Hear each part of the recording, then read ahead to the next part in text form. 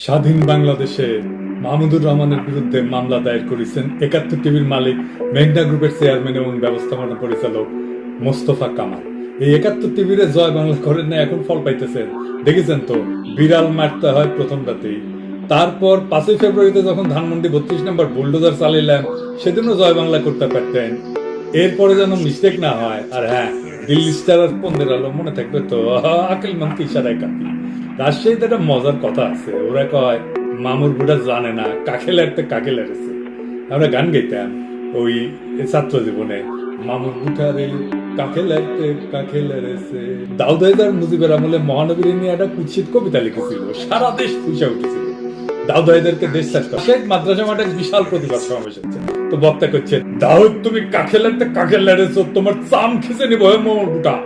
তো মুস্তফা কামাল তোমার কুকুরায় না, এক পিনাকি ধরলে পাবলিকে কয় জয় বাংলা হয়ে যায়, আর তুমি নিয়ে পুষতে একটা ৪ ফুটি পিনাকি ইলিয়াস কনক সারোয়ার যারা গুরু মানুষে মাহমুদুর রহমানকে লাড়তে গেছো, তোমার চাম খিচেলি মহে মামুর বেটা খারাপ।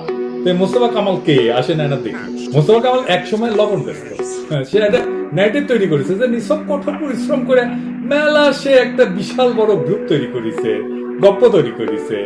কিন্তু সত্য ঘটনা হইতেছে সে একটা মাফিয়া সাম্রাজ্য তৈরি করেছে।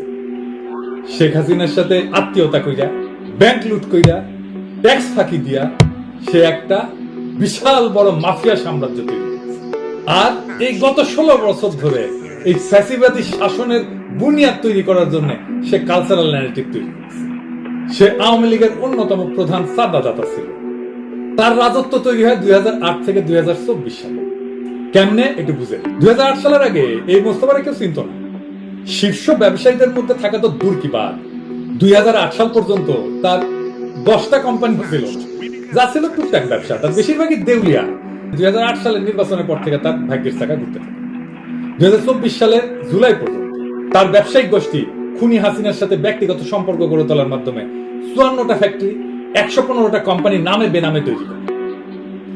আপনি উইকিপিডিয়াতে যেয়ে দেখবেন ২০০৮ সালের আগে তার কি ছিল, কিছুই না। সে তার ৫০ বছরের গ্লোরির মিথ্যা গল্প শোনায় তার ওয়েবসাইটে, অথচ তার প্রথম ফ্যাক্টরি করে ১৯৯১ সালে, মেঘনা ভেজিটেবল।